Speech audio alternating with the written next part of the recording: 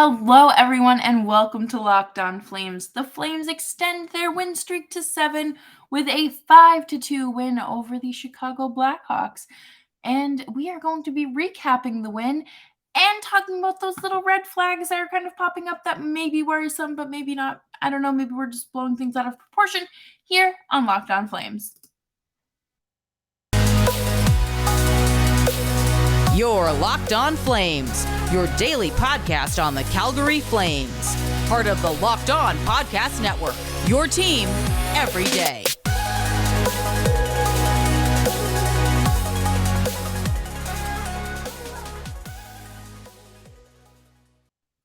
Well, hello, everyone. I'm your host, Jess Belmosto. I need to come up with a new intro because I don't work for the Rivs anymore. So, hi, I do PR, I write blogs, and have a lot of opinions. How are you today? Thank you so much for making Locked On Flames your first listen of the day. You can find us anywhere you get your podcasts: Stitcher, Spotify, Apple, Odyssey, YouTube, all free. And why wouldn't you? They're free. You can subscribe, like, comment, interact, rate the show. Absolutely love it. So today we got to talk about another win. You know, I think that there are a lot of great things going on right now for the Flames, and the first one being Dylan Dubé opening the scoring at 22 seconds into the game. It was so nice to see him score yet again. I believe that is 3 or 4 games in a row now he's had a goal. So it's really great to see that for him. I think that he is coming alive at the perfect time. You know how we had Sam Bennett, who really only contributed during the playoffs? Starting to think Dylan Dubé might be like a little bit of a better version than that. Sprinkle in a little goal here, a little goal there, some great playmaking here. And then he'll come alive in the playoffs. So love to see it. He had 2 goals the other night against Arizona, so great to see him finding the back of the net again. You know who else found the back of the net again? John Michael Gaudreau, and he earned his 600th career point on the second goal of the Flames' second goal of the evening. He had a 2-goal night and is now 3 points behind Connor McDavid in point leaders. He is just absolutely tearing it up out there, and give him a blank check. Like, I can't say it enough. You need to pay the man, give him the pen. And I saw somebody say today that after Gaudreau's first NHL game, he tried to cash a $70,000 or deposit a $70,000 check at a bar, and Kevin Hayes was like, "No, like, you can't do that, bud." So, you know, just give him all the money. Give him all the money so he can go to a bank and deposit it. Matthew Tkachuk, okay? This is just something that is not, like, I hate when people say, like, "Oh, this isn't being talked about enough. Why aren't we talking about this?" Why is no one talking about Matthew Tkachuk being at 98 points? Like, he is about to hit 100 points for the first time in his career, and it's like silence. It's crickets. I've heard silence louder than this, and it's just nothing is there. Is it just like the East Coast bias? Is it the fact that he plays in Calgary? Is it the fact that no one knows where to look for storylines in this sport? No shade. But there's a really good chance that Matthew Tkachuk hits 100 points tomorrow night, or I guess tonight in Nashville. And 200-point scorers on your team is unbelievable. You know, just having 1 is nuts, but having 2 is just unreal. And then you can't ask for more. You really can't. You know, obviously, realistically, you'd like to see everyone on your team have 100 points, but Lindholm is 1 goal shy of hitting 40, which is a new career high for him. And just that top line as a whole is just they were so good. So good against Chicago. It was great to see. And then Noah Hannafin cannot get enough of him either. And I am so happy that he is, again, blossoming at the right time. 8 points in his last 5 games. Just being in your face, but also finding the back of the net or playmaking, and it's just so good. So good. I love it. And he has really stepped up. And again, another player that is probably going to need a blank check in a couple of years. One thing I did not like, though, was the Flames power play. They were 0 for 2 again tonight, and unfortunately could not generate anything. And they are, before tonight, they were on their power play was 21% on the road, and they were ranked 11th in the league. So, kind of middle of the road stuff there, but at least their penalty kill stood strong. I guess it's a lot better than it was and than it has been. So I will take that. We'll take the silver lining there. We need to kind of figure out this power play because this is the second or third time recently we've had this issue pop up again. What isn't clicking? And I know it's not Sean Monahan missing. I know it's not. Okay? Because I know none of you were thinking that, but I just needed to remind you all that Sean Monahan not being on the power play just isn't what the problem is here. But the Flames played good hockey tonight. There were moments, just like every game, where you're just kind of sitting there and you're like, what are you doing? Why would you do that? And I think my biggest moment, that moment for me, was the beloved Jacob Markstrom. Okay? Second goal of the night, and I just could not get over this. It was very easy goal that he whiffed on. I can't even explain it because it's so, if you go and watch the replay of this goal, it is a very easy goal that was readable, and he just couldn't read it. And even the broadcast was like, I haven't seen him miss a goal like that in years. I don't know what it was. He whiffed, and that isn't the first time that that's happened. And unfortunately, it's probably not the last.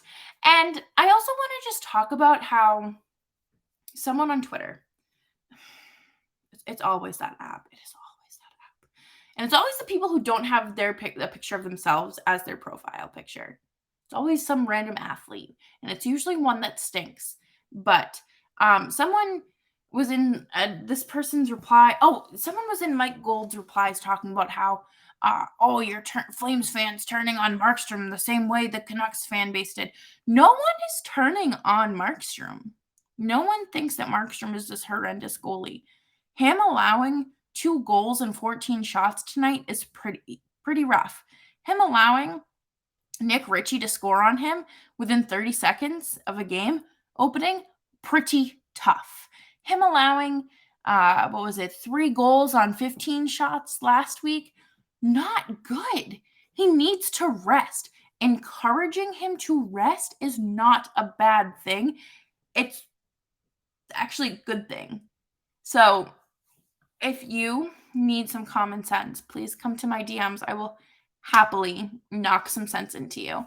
But coming up next, we are going to dissect the game a little bit more and just kind of put on this whataboutism hat in terms of things that happened tonight, because they are unfortunately things that we need to talk about. But let's talk about BetOnline first. BetOnline.net is an easy-to-navigate website for you.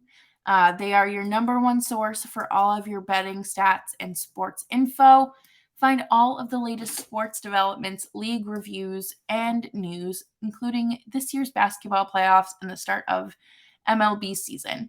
BetOnline is your continued source for all of your sports wagering information, from live betting to playoffs, esports, and more. Head to the website today or use your mobile device to learn more about the trends and actions. I won $18 last week. I was very happy. So you should do that too. BetOnline, where the game starts. I really need to just pause for a second, because we wrapped up last segment with something very annoying. And we're going to talk about something even more annoying. Twitter pests are annoying, but they are inevitable. You're going to run in with them, right? But this game had annoying moments. And these were moments that were like, you take a step back after the game and realize how detrimental they could have been to your team and on a much larger scale, right?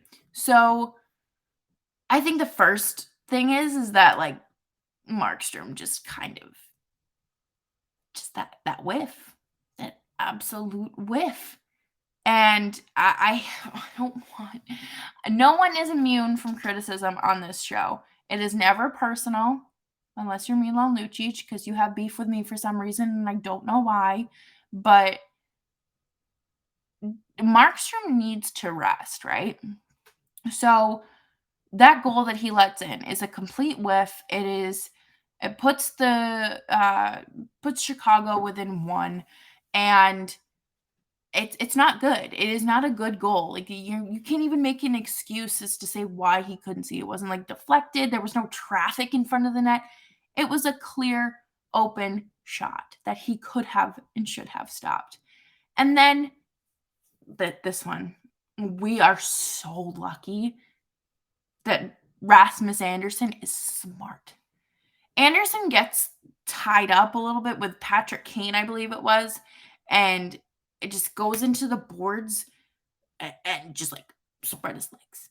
He spread his legs. And he was smart. He moved his legs. Otherwise, that could have been disastrous. It could have been a really, really bad outcome there. You know, how many times a week do we see players going into the boards and their knee and, you know, oh, this one busted their knee, this one breaks their leg, this one messed up their ankle. And, you know, you don't want that. You don't want that ever, but especially this close to the playoffs, okay? We don't want that. So, and then you, oh my God, this was really, really kind of funny, but like not funny. Eric Goodbranson has had some really bad luck this season, right? First, he comes in and is just absolutely destroyed by this fan base for playing really crappy hockey, right? And then later, you know, he finally gets his footing. He's finally figuring stuff out with Zadorov, and then he gets like hit and slashed and like I think it was his eyebrow somewhere on his face. And it took 33 minutes for him to get stitched up. And Daryl Sutter was like, I have stitched up cows after they've given birth. All I needed was some thread and some needle. I could have done it in 2. And I believe it, you know? But tonight he goes he just goes into the goal post, spread eagle, but nuts first, if you will. And I just hope I think he was wearing a cup because there was no missed shift. That, you know, that's why you wear protective gear, PPE, if you will. Like, nope, that just sounds like it hurts. But we need to take a step back. And, you know, all of these things are very annoying and can like get under your skin, you know. But think about this from like a bigger picture, right? Not just this isolated regular season game against Chicago, who is already mathematically eliminated and an abomination of an organization, right? So Marquis' whiff could have cost them, obviously, a win tonight. But put on your whataboutism caps. I don't have a hat with me. I should have grabbed one. But what if that was an elimination game and that was a go-ahead goal? You know, if it happens once, it's probably going to happen again. So what happens if that literally is like a game 5, a game 6, a game 7? And that's a go-ahead goal or an equalizer. You're screwed. You're feeling a lot more than annoyance. Like talking about like I'm getting more than annoyed. And then it's the same with injuries, you know. Obviously Goodbranson, it was fine. But him missing basically a period of hockey, I think it was against Colorado too, at home, when he has to have his face stitched up, that's just unacceptable. I'm sorry, but why is it taking you that long? We've seen players, you know, come back in like a commercial break and maybe miss a shift. But That's inexcusable. And then obviously tonight was just an accident of him hitting family jewels, but hopefully that's okay and doesn't happen again. But could have been more serious. And then the thing with Anderson, it's a little bit more serious than just Goodbranson going um, head first into the post, if you will.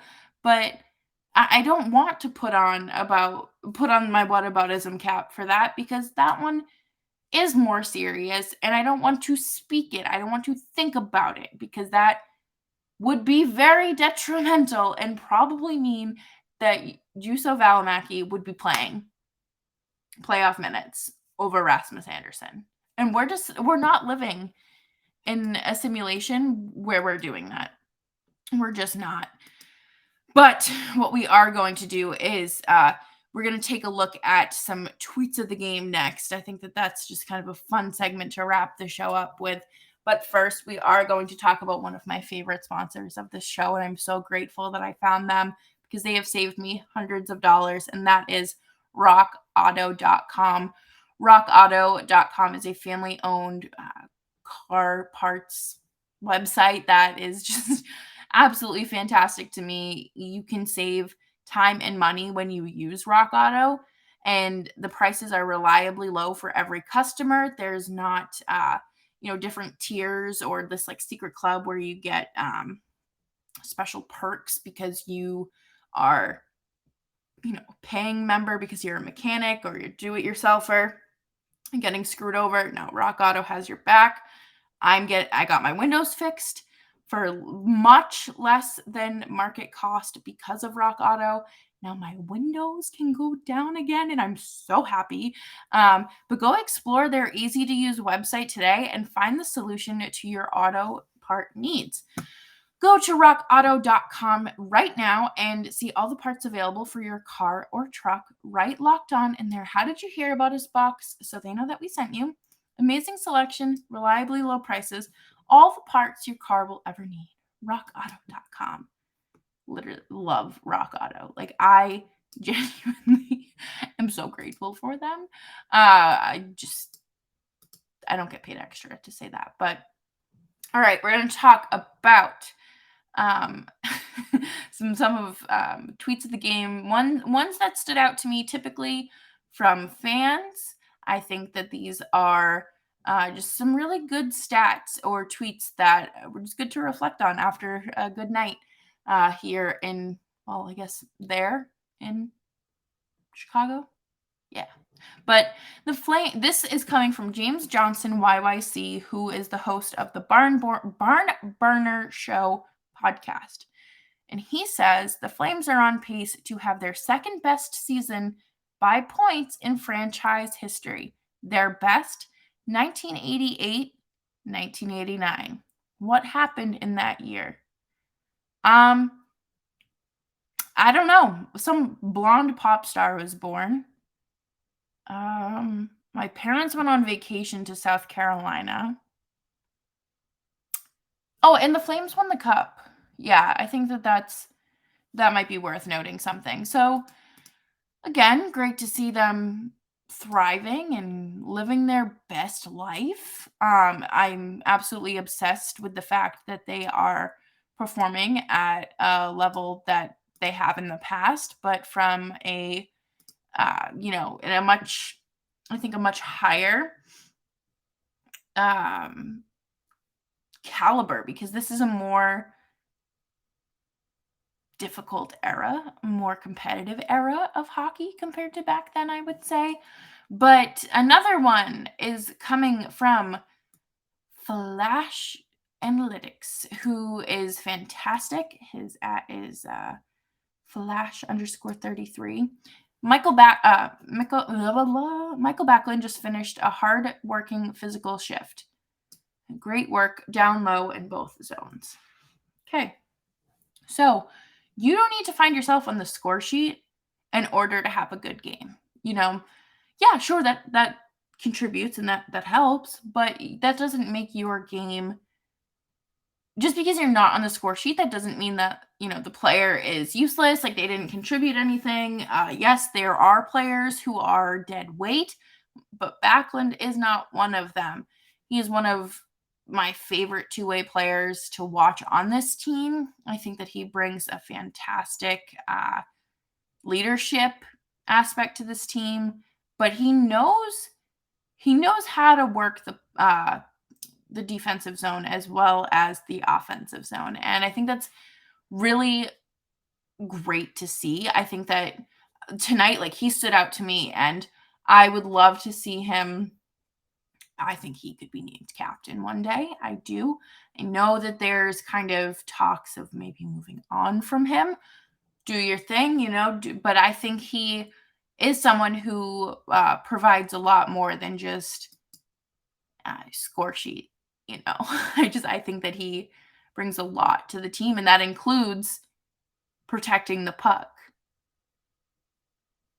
as well as finding the back of the net. And to wrap up our tweets of the game, I thought that we would talk about our good friend Pat Steinberg and just the magic number to clinch the Pacific Division. It drops by 1.5 with Monday's 5-2 win in Chicago, up to 42 regulation wins, which means the Oilers can no longer catch them for the first tiebreaker. Flames' magic number to clinch the division is down to 1.5. So, all they need to do is figure out how to win in Nashville, and bye-bye. But, I think that this team has just overperformed this year, and it's been really great to watch. I am so grateful that we get to talk about good hockey on a daily basis now. I think it's a lot more fun, but that will do it for me today on Locked On Flames. I will be back with a Predators recap. Hopefully we will be talking some good news on Wednesday's show, but yeah, that'll do it for me today. Thank you all so much for tuning into today's episode of Locked On Flames. You can find me on Twitter at Jess Belmosto, and of course, you can find the show wherever you get your podcasts and on YouTube, and I will see you next time. Bye-bye.